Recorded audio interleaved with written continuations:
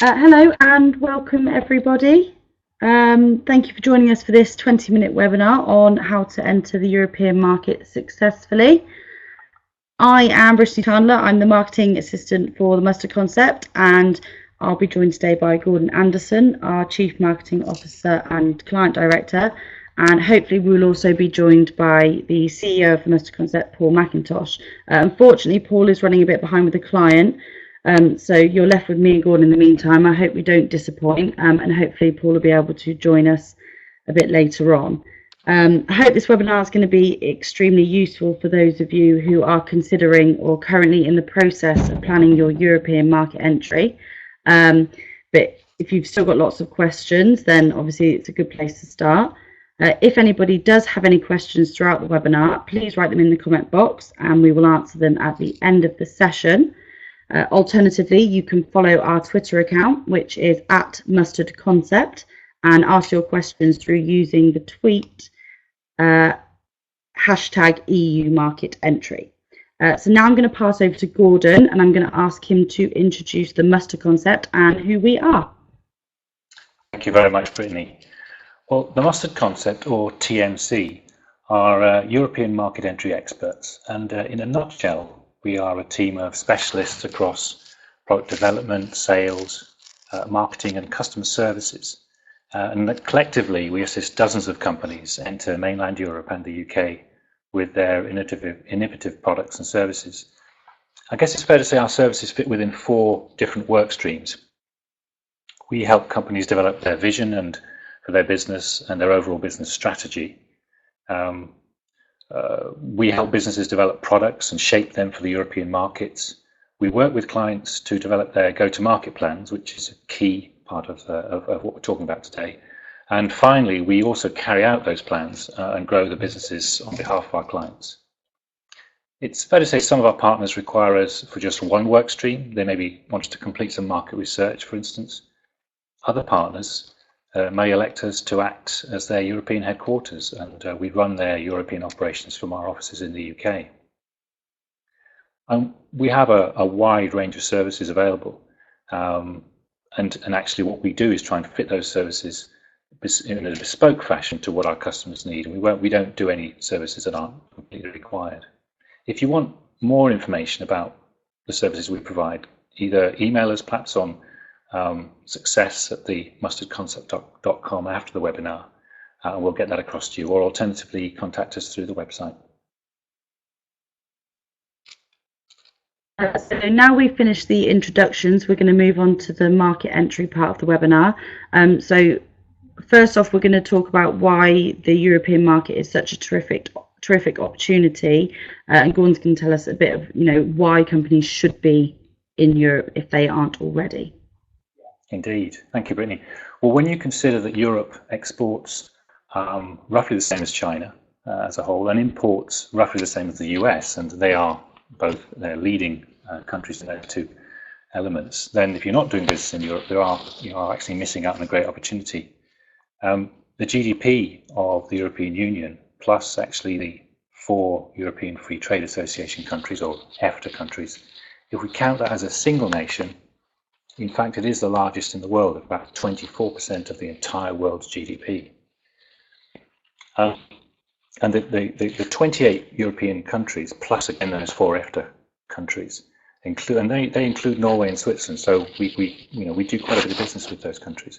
That's over 507 million people, or around about 7% of the population. So when we take that 24% of world GDP and we put that into context with the 7% of population, you can see there's a real opportunity. But the opportunity is very real, not just because of the size of Europe. Also, the European market is a mature market and quite highly developed. It has a very strong infrastructure, which enables good access to customers through retail and online channels, and also good promotional opportunities because of the sophistication of the infrastructure as well. Indeed, for the listeners we have in the US, the 2-way US to EU trade, which has been roughly balanced over time, over historical records. That transatlantic economy is arguably the most integrated on Earth. One question that we're often asked is what is the difference between Europe and the European Union? Well, I think I've just mentioned the EU and the EFTA, which are those 4 other countries added to the EU's 28, which are separate, but they act as a uniform market. But Europe has many different definitions, and it's many different things. It's a geographical area, of course, and also since 1947, a political alliance known as the Council of Europe. Now, that accounts for 47 member states, and it includes the likes of Russia, Turkey, and the Ukraine, all 3 very large communities. We, for the purpose of this webinar, and actually as a company in general, we focus on EU and EFTA countries, but we can provide access to those other regions as well. So in some ways, we painted this slightly complex picture of these countless variables, and is it that complicated? Well, it doesn't have to be. Within Europe, and across 32 countries we just mentioned, there are a wide variety of markets and channels, which they can make it quite complicated. And we'll go into some of those areas where complication has a potential of entering the planning process. It also allows for a very wide variety of approaches and strategies. And those 32 countries offer the potential of 32 successful market entries. So that's an important plus to keep in mind. Also, Europe is a great market for innovation, which I think is particularly important on this call with the people that are joined us. Europe adopts new products and services quite rapidly. And this is great for smaller companies, as it allows them to compete against some of the bigger players by being a bit more flexible to opportunities, by reacting to the market more quickly than some of the larger players can do so. We see that quite a lot. It does take quite a lot of local knowledge, and it can mean a staggered approach to entering the market if you want to enter multiple markets. But the openings are there across Europe, and we'll go into some of the processes that we would advise people to take. There are, of course, the powerhouses of Europe. The UK, Germany, and France make up 40% of the marketplace. And when we add Spain and Italy to those 3 earlier markets, we get to over 60% of the marketplace in Europe. But it isn't just a volume game. And what we find is different products can do better in different marketplaces. And that can impact on the strategy we take in entering those territories. The growing Internet of Things market, the IoT market, for instance, outside those 3 big territories, is quite strong in Scandinavia and Benelux, but much slower in Southern Europe. So that impacts on the territories that we approach. The DAB market is another one that we've worked in, or digital radio. That market is developing in Europe according to the switch-off dates for the analog signal. So that's a very different influencer in how you would develop the market entry strategy. It is a great market, but it does, as I think those 2 things, those 2 markets demonstrate, takes a lot of research and knowledge to make it really work properly. But also, there are some local rules and regulations that one needs to adhere to. And we're learning sometimes. We recently came across a ruling in the Czech Republic which obliges packaging to include Czech language help literature within it. It's good to know these things as soon as possible in that preparation process to entering the market.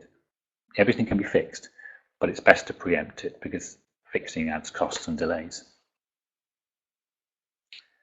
So managing this market entry process into these 32 countries can be a challenge, as I think we've alluded to already. And there are a range of complexities that we're often approached with, such as language, cultural background, pricing, customer support is another one, and general logistics. And these all need to be considered in entering these different markets because they can have different characteristics in each country. On the language, it does appear daunting when you consider actually there are 83 languages in Europe if you include the indigenous languages and the minority languages. And they're European languages, not the ones that have come in from outside since. But officially there are only 23 languages, although I can only ever find 20, but there are in fact 23 languages. But Because from a language point of view, there are some acceptable approaches, such as what we call EFIGs, which is English, French, Italian, German, and Spanish, which we find often we display on the outer packaging of clients' products, with then a greater depth of the languages on the user guides within the product. That's quite a popular feature. We would often recommend adding Dutch, so I guess DFIGs would be more accurate than EFIGs in that sense. And coincidentally, the Dutch market is in fact the 6th biggest in Europe. So you can see that by covering those 6 languages, you are covering the majority of the market. It is possible to test some markets with just an English language product. And that's really providing you have local language online support to refer the customers to. You really have to judge this sort of language approach on a case-by-case basis, or perhaps a country-by-country basis, one might say. It's not one size fits all, but we work with clients in providing the best language strategy for their products, depending on what they're trying to achieve over the year or 2 years that we want to enter the markets. For online trading, you can be more local specific or local centric and develop specific language sites and support packs. So when I say a support pack, I mean FAQs, frequently asked questions in the specific language, live chat or recorded chat support, and blogs can be very handy if you're approaching on an online trading basis. And there are various ways of setting up local sites. Currently, the most popular, and I think it seems perhaps the most logical way, is the .com/UK, .com/FR, .com/DE, and so on. So you have a separate site on a common framework targeted at each of those territories you're entering. The second issue we're often approached with is customer support. And I think we just alluded to it in the language section just then when we were talking about language. Local support can be set up, but we find many companies, when first entering Europe, develop online support tools first, and then engage in local support teams as the sales develop, as the market starts to open for them. The tools that you can use online, again, are, I mentioned before, FAQs, live chat, email support, and also a very handy one now is links to how-to videos on YouTube. They're very popular, becoming more and more popular to support particularly a consumer product going into a new market. Now, they can be localized into different languages, or they could be purely visual, so that helps. It's a balance, and we help clients manage that process of building their customer support strategy as they enter a market. But it's very important that you know whom you're going to turn to when you need that support to go live, because it can take a little while to build a team up to the speed they require. Another area of difference is the way products are distributed and sold. That can vary quite a bit between member states in the EU. And a good example is Germany, which is a little bit of an anomaly. It tends to be a less centralized marketplace than the UK or France. And you may find in Germany you have to visit individual stores to sell in a product. And that's even if the head office in Germany has said yes. Now, in the UK and France, central buying is much more common, and you can actually go to a head office and get a much more greater impact on the market than having to go to individual stores. And the other area within this is that the discounts given to distributors and retailers in mainland Europe tend to be higher than those in the UK, and can vary between the territories themselves as well. But that's the biggest difference between Europe and the UK. So pricing, and in particular the challenge of maintaining price parity, can require quite a bit of work and understanding beforehand. There are, of course, exchange issues perhaps between sterling and euro, but that's quite stable and not too difficult to manage. One piece of advice that we usually give to our clients when it comes to pricing in various markets is not just to adjust the price of the product and service compared to the currency exchange rate. you really need to get deeper than that to understand what the demand is, to understand what your competition is doing in particular, and create a bit more of a sophisticated pricing strategy.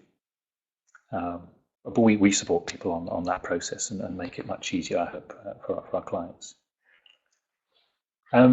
One very interesting area across Europe is the cultural nuances, the differences we have across the different cultural groups. And it becomes second nature after working with different countries for a while, but initially it can be quite tricky.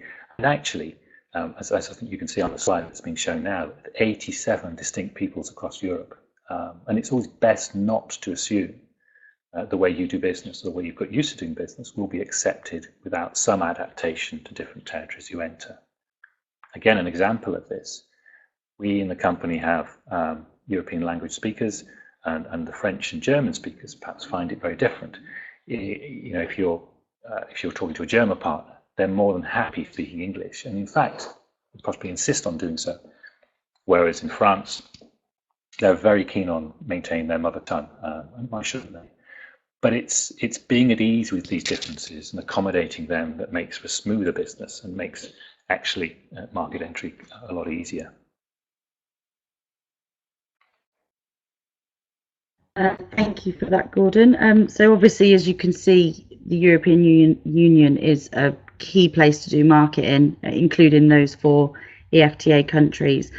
So obviously now sort of the question at hand is, what are the pre-planning essentials for market entry? You know, what are the things that we should do first before entering a new market?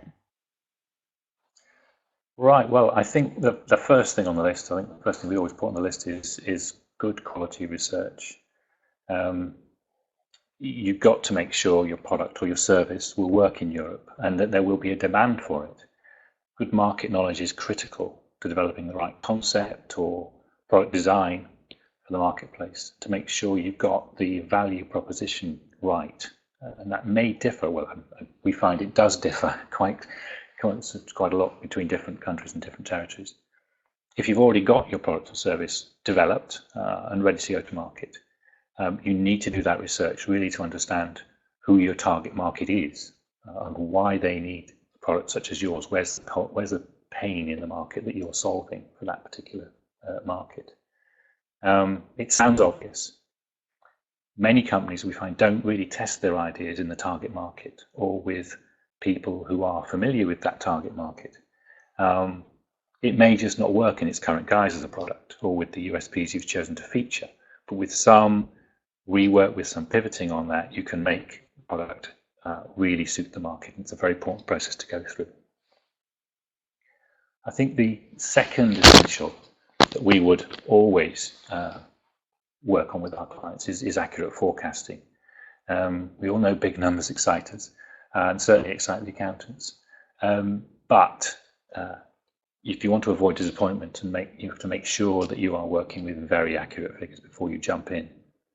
Working out the total addressable market in each territory is a critical thing that we would advise people, or we would help people go through. Get your financial planning prior to launch. If you overestimate the numbers, your plans can unravel very rapidly. The third priority is, and we mentioned this a little bit earlier, is getting your pricing right. It's very, very important to get a price that fits the individual markets, but also enables this price parity across the region. And also incorporates those variations in distributor and retail margins that we mentioned. It's an interesting dilemma, but it's a necessary one. It's one worth spending time on and getting the right formulas. It is always possible to find a solution. It is always very important, particularly I mentioned this just now, to understand the margins that a distributor and a retailer would expect in different regions and different channels. Partly because you need to make sure the price fits and everything works, and but also everybody in the chain is actually getting what they require from the market entry, so that they will support it. I think aligned very closely with that pricing work is understanding your competition. A great knowledge of the competitive environment is such a valuable asset when entering a market. If you spend time on that and invest in that, understanding the competition gives you a great chance of getting ahead, or at least keeping up with the market as it goes on. And a very things often people don't realise is that competition can be local companies. They could be indigenous companies in a territory such as France or Germany, and that brings in local loyalty into play, and that can be a powerful thing to come up against. So work out a strategy that enables you to avoid your competitors' strengths and maximize your own, and take into account that some of the loyalty that competitors have could be local loyalty. But understanding your competitors actually is a classic one. You need to do it. Next thing I would put on the list is choosing the right channel partners for each country. It's a fundamental part of a successful market entry. Choosing the right partners in a new territory can really make or break what you're doing. Because really you're asking yourself, who's going to distribute the product, sell and market it, and when you're not there effectively.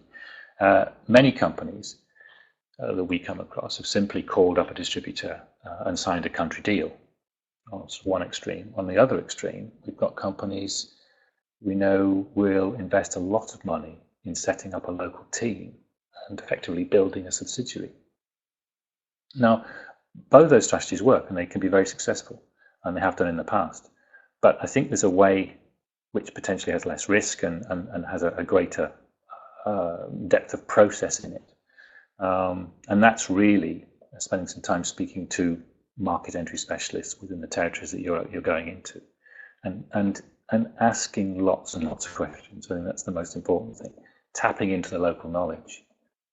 Also, again, going back to competition, look at what the competition's doing in the territory.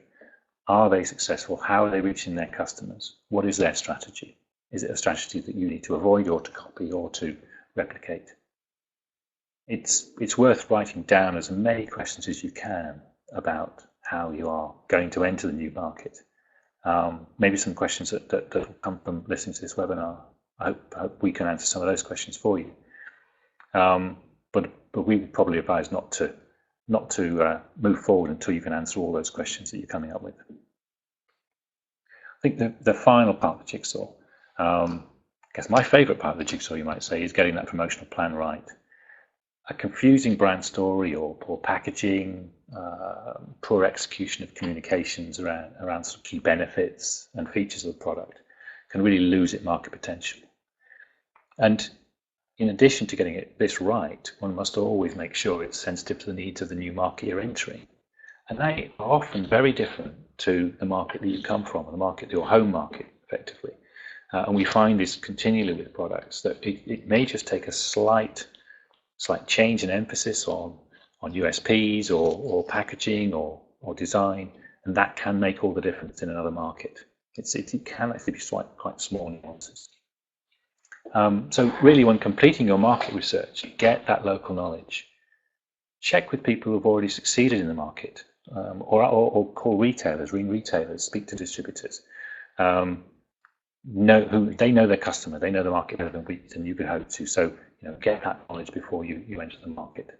One simple tool that we use, and we would advise everybody else to use, is to act like a consumer. Do the searches online within the new country. See what comes up. What features appear to be favourite with your competitors' products?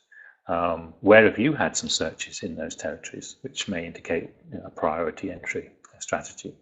And which searches bring up your competitors? Digging into Google Analytics, into keyword data, search trends can be really, really good few hours spent, very valuable hours spent if you can get that data.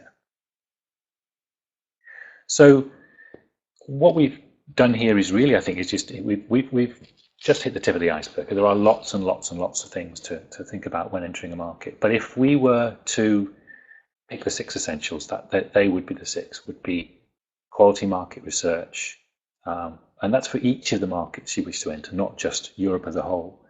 Accurate forecasting, correct pricing, very strong competitor knowledge, the right channel partners, and a really good promotional plan.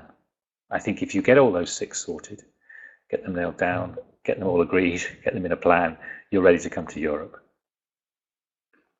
So I hope that what we shared with you this afternoon or this morning, depending on where you are, is really useful. I hope it's answered some of the questions you might have. I hope it's maybe helped you avoid a market entry slip up.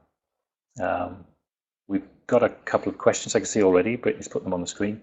But please write any more and we'll move on to those. Hello everyone, I hope you've enjoyed that. Firstly, before we move on to the questions, let me just apologise on behalf of Paul. He's been unable to join us today.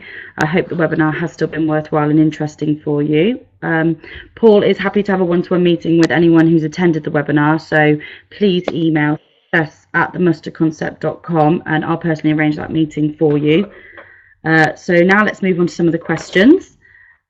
We've got one from Brendan. He has asked, if the UK, Germany and France are the key players in Europe, why should I be interested in going to the other countries as well? Oh, thank you. Was that Brendan? Thank you, Brendan. Yes, I think I mentioned UK, Germany and France were, I think, 40%, if I remember rightly, of the market. By default, it does tend to be that we do enter those markets with companies that are coming into Europe for the first time. But I think that depending on the resource you have, depending on what your strategy is, Brendan, you find that once you start in those territories, there's a natural progression into others, particularly the neighbouring territories. For instance, we're just working with a client in Germany, and we've now got an agreement in Czechoslovakia. So that came just because that Czechoslovakian partner was looking at what was happening in Germany. So Europe it tends to look at what each other's doing in the territories, and so yes, UK, Germany, France will get you a really good entry into the market, but there are some great markets outside that. We find that when we're working in France, the Benelux the countries tend to get interested in what we're doing, as do the Spanish. So it depends on, I say, on resource, but you can grow quite rapidly from that strong foothold in the UK, Germany, and France. It's about having that plan, that sequence plan. So we don't have many clients who want to enter everybody at once, but we work with clients to build a plan that allows us to, over time, maybe 2 or 3 years, get the whole of Europe, but have that process of time as resources come available. So I hope that answers the question, Brendan. Great. Another question we've had in from Susan. Do you need a physical retail position, or can I just sell my products online? Oh, well, yes, you can. But let me see. I suppose if you look at Europe in general, it's quite different from country to country. In the UK, for instance, about 50% of the kind of products that we sell and distribute on behalf of could go online, and half would sell in the physical retail side. In Europe, it's catching up, but it's slightly less than 50. So I think it's probably 60-40 or 70-30 physical to digital. So by that definition, you are losing potentially half your potential market if you don't consider going through physical retail. However, of course, the costs through physical retail can be slightly higher. So again, it's about horses for courses, Susan.